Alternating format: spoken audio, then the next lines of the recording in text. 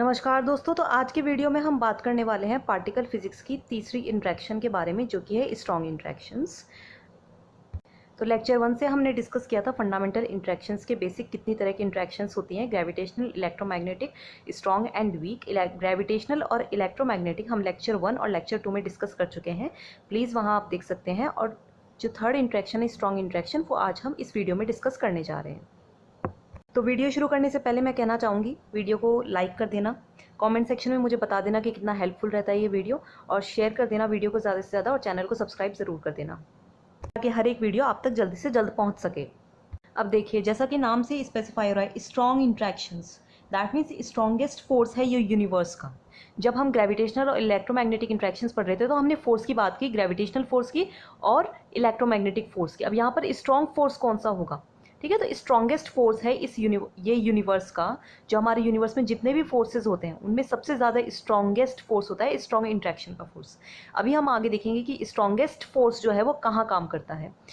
Okay, अब उससे पहले ये जान लीजिए कि एग्जैक्ट नेचर जो है इस फोर्स का वो नहीं ध्यान है, अभी तक नहीं जाना जा सका है। So exact nature of this force is not known. हम ये नहीं जानते कि इस फोर्स का जो एग्जैक्टली नेचर क्या है। जैसे ग्रेविटेशनल इंट्रैक्शन का जो ग्रेविटेशनल फोर्स था वो वीकेस्ट फोर्स था नेचर का, और जो इलेक्ट्रोमैग्नेटिक था वो अट्रैक्टिव और रिपल्सिव था, तो उसका नेचर हमें पता था, बट इसका एग्जैक्ट नेचर जो है वो अभी तक नहीं जाना जा सका है। अब ये बात है कि ये स्ट्रॉन्गेस्ट फोर्स है यूनिवर्स का, तो ये काम कहाँ करता है? ओके, जैसे ग्रेविटेशनल इंट्रैक्शन था तो वो हमने देखा कि वो अर्थ पर काम करता है, भाई ग्रेविटेशनल फोर्स के कारण ही हम यहाँ पर टिके हुए हैं। जो इलेक्ट्रोमैग्नेटिक इंट्रैक्शन में इलेक्ट्रोमैग्नेटिक फोर्स था वो काम करता है चार्जेस के बीच में, राइट। प्लस और माइनस चार्ज जो भी होते हैं उनके बीच में अट्रैक्टिव और रिपल्सिव कंडीशन के हिसाब से काम करता है। अब यहाँ पर ये जो फोर्स है इतना ही स्ट्रॉन्ग है, हम इसे देख नहीं पा रहे हैं, हम इसे एक्सप्लोर नहीं कर पा रहे, तो ये काम कहाँ करता है? ये करता है न्यूक्लियॉन्स में, जो कि आपके न्यूक्लियस में होते हैं, राइट। अब उसके लिए तो लैब्स होती हैं, एक्सपेरिमेंट्स होते हैं, उनमें ये फोर्स का जो है मालूम पड़ता है, न्यूक्लियर लैब्स में। तो ये पूरा एक एटम का स्ट्रक्चर होता है, इलेक्ट्रॉन बाहर रिवॉल्व करते रहते हैं। ये जो प्रोटॉन और न्यूट्रॉन जिस शेल में है उसे बोलते हैं न्यूक्लियस, ओके, इस कंप्लीट को। और ये जो प्रोटॉन और न्यूट्रॉन है आपके, इन्हें बोला जाता है न्यूक्लियॉन्स, राइट। अब क्योंकि ये जो फोर्स है आपका स्ट्रॉन्ग इंट्रैक्शन है, ये काम कर रहा है न्यूक्लियस पे, न्यूक्लियॉन्स के बीच में, दैट मीन्स इसे बोला जाना चाहिए न्यूक्लियर फोर्स, राइट। और इस न्यूक्लियर फोर्स की क्या प्रॉपर्टीज होती है? चार्ज इंडिपेंडेंट, स्पिन डिपेंडेंट और नॉन सेंट्रल फोर्स। इन सभी प्रॉपर्टीज को हमने डिस्कस किया है। हमारा जो न्यूक्लियर फोर्स एंड प्रॉपर्टीज का एक वीडियो है उसमें, उसका लिंक मैं या तो डिस्क्रिप्शन बॉक्स में दे दूंगी या कमेंट सेक्शन में दे दूंगी, आपको वहां से ये डिटेल में स्टडी कर लेना है उस वीडियो के थ्रू न्यूक्लियर फोर्स को। अब देखिए, न्यूक्लियर फोर्स जो होते हैं स्ट्रॉन्ग इंट्रैक्शन वाले, स्ट्रॉन्ग फोर्स बोल दीजिए आप। जो न्यूक्लियर फोर्स होते हैं इन्हें स्ट्रॉन्ग फोर्स भी बोला जाता है। तो इनकी रेंज क्या होती है? इनकी रेंज होती है शॉर्ट रेंज फोर्स। अभी तक हमने जो ग्रेविटेशनल और इलेक्ट्रोमैग्नेटिक इंट्रैक्शंस पढ़ी उनमें जो रेंज थी ना हमारी, वो इनफाइनाइट तक जा रही थी, बट यहाँ पर जो है ये रेंज जो है वो शॉर्ट है। अब ये रेंज शॉर्ट है तो क्यों है? क्योंकि आप देखिए, ये बिकॉज ये स्ट्रॉन्ग इंट्रैक्शन है तो एक लिमिटेड रेंज तक ही जो है काम कर सकती है। आपके न्यूक्लियस पर ये न्यूक्लियर फोर्स काम कर रहा है। इसका साइज कितना होता है? इसका साइज होता है 1 फर्मी का। 1 फर्मी मीन्स 10⁻⁻15 मीटर को 1 फर्मी बोला जाता है। तो ये जो न्यूक्लियर फोर्स है वो न्यूक्लियस पर ही काम कर रहा है, जिसका साइज होता है 1 फर्मी का, इतना कम होता है 10⁻⁻15 मीटर के ऑर्डर का।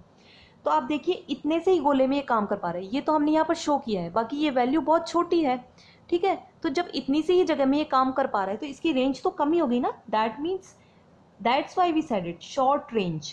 तो ये शॉर्ट रेंज वाला फोर्स है। अब न्यूक्लियॉन्स के बीच में ये इंट्रैक्शन हो रही है, स्ट्रॉन्ग इंट्रैक्शन हो रही है, न्यूक्लियर फोर्स लग रहा है, तो इनका एक्सचेंज पार्टिकल क्या होता है? इनका एक्सचेंज पार्टिकल होता है मेसॉन्स। अब इस मेसॉन की जो है प्रॉपर्टीज क्या होती हैं? तो इस मेसॉन का मास होता है फाइनाइट, स्पिन होती है 0 और वेलोसिटी होती है लाइट वेलोसिटी से कम। अब आप इस बात को समझिए, यहाँ पर मास हमारा फाइनाइट क्यों है मेसॉन्स का?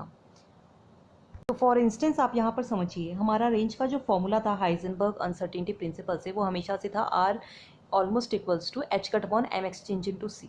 अब देखिए आप, जो रेंज है हमारी वो शॉर्ट रेंज है और उसकी एक वैल्यू है 1 फर्मी की 10⁻⁻15। अब रेंज फाइनाइट है दैट मीन्स जो हमारा मास है एक्सचेंज पार्टिकल का वो भी एक फाइनाइट वैल्यू होगी। जो अर्लियर हमारे वीडियोस थे ग्रेविटेशनल और इलेक्ट्रोमैग्नेटिक वाले, उनमें रेंज जो है वो दोनों में इनफाइनाइट चली गई थी।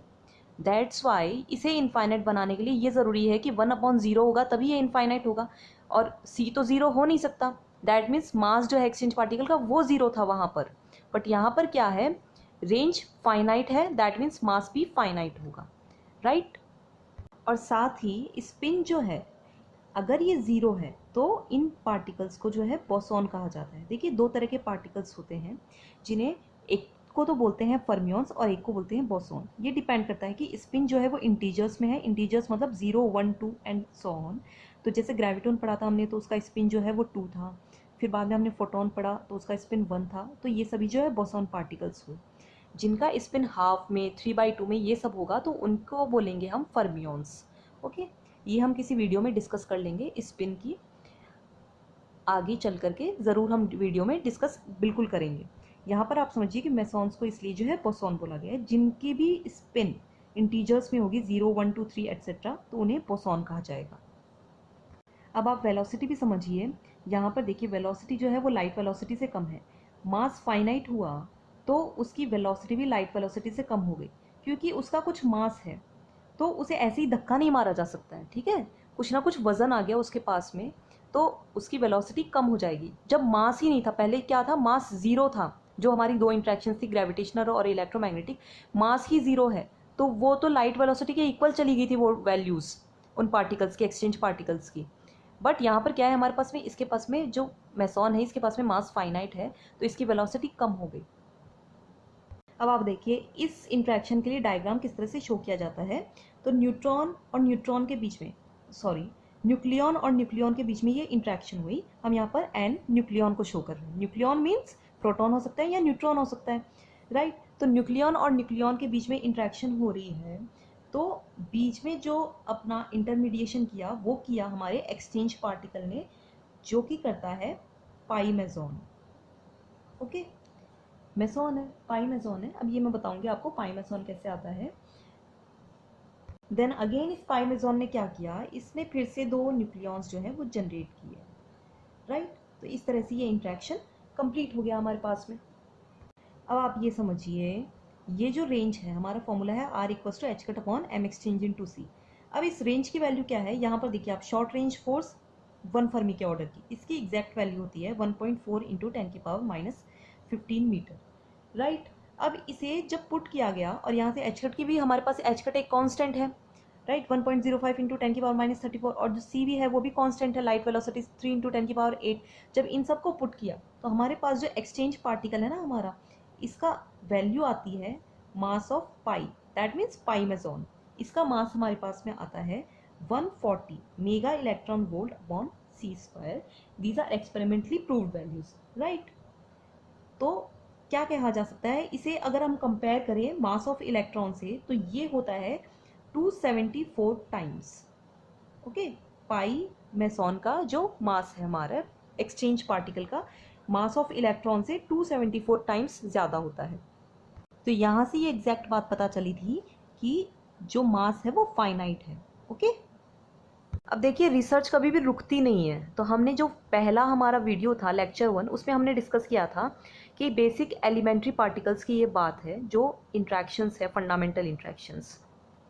फंडामेंटल इंट्रैक्शंस का मतलब ये है कि हम बिल्कुल बेसिक पर बात कर रहे हैं, ओके, एलिमेंट्री पार्टिकल्स की, जो कि डिवाइड नहीं किए जा सकते। बट हुआ क्या, ये मालूम पड़ा, आगे रिसर्च की गई तब, कि प्रोटॉन और न्यूट्रॉन वो भी बेसिक फंडामेंटल एलिमेंट्री पार्टिकल्स नहीं है, इन्हें भी आगे तोड़ा जा सकता है और ये क्वार्क्स से बने हुए होते हैं, ठीक है। क्वार्क अभी फ़िलहाल के लिए आपको सिर्फ क्वार्क याद रखना है, हम आगे डिस्कस करेंगे इस पार्टिकल फिजिक्स की सीरीज़ में कि क्वार्क्स क्या होते हैं। ओके, तो आप ये समझिए कि प्रोटॉन और न्यूट्रॉन भी क्वार्क्स से बने हुए हैं। So these nucleons are made up of quarks. So finally क्या कहा गया कि जो फंडामेंटल इंट्रैक्शंस हो रही हैं वो हो रही है इन क्वार्क्स के बीच में। ओके, अब क्वार्क्स के बीच में हो रही है तो जो हमारी न्यूक्लियॉन्स थे इनका जो एक्सचेंज पार्टिकल था वो था मेसॉन, बट यहाँ पर हमारा एक्सचेंज पार्टिकल भी चेंज हो जाएगा। तो अब इन क्वार्क्स के बीच में तो हमारा हीरो जो है एक्सचेंज पार्टिकल वो नया ही निकल के आ गया और वो हुआ ग्लूऑन, राइट। अब इस ग्लूऑन के प्रॉपर्टीज़ की बात करें तो उस पर रिसर्च अभी भी चल रहा है, कुछ भी रुकता नहीं है। अभी तक सिर्फ हम मेज़ॉन के बारे में जान पाए हैं कि मास, स्पिन और वेलोसिटी वगैरह कितना होता है, राइट। अब ये तो हमने डिस्कस कर लिया, बट ये स्ट्रॉन्गेस्ट फोर्स जो है, स्ट्रॉन्गेस्ट इंट्रैक्शन है, इसकी स्ट्रेंथ क्या होती है ये हमें जान लेना है। तो strength of interaction is given by characteristic constant, जो कि होता है G H square upon H cut C. ये सभी फिक्स वैल्यूज होती हैं। जब इन्हें सॉल्व किया गया तो इसकी वैल्यू आती है ऑलमोस्ट 1 to 10, ओके, इसके बीच में। अब आप देखिए ये कितना स्ट्रॉन्ग है। अभी तक जो हम ग्रेविटेशनल और इलेक्ट्रोमैग्नेटिक कर रहे थे उनमें क्या था, उनमें ग्रेविटेशनल में वैल्यू आई थी 10⁻39 टाइम्स में, और जो हमारा इलेक्ट्रोमैग्नेटिक इंट्रैक्शन था उसमें 10⁻³ में आई थी, ओके। तो वो वैल्यूज़ थी 1 में बहुत बड़ी टर्म्स का जो है डिवाइडेशन हो रहा है या फिर थाउजेंड्स का हो रहा है, बट यहाँ पर क्या है 1 to 10 टाइम्स।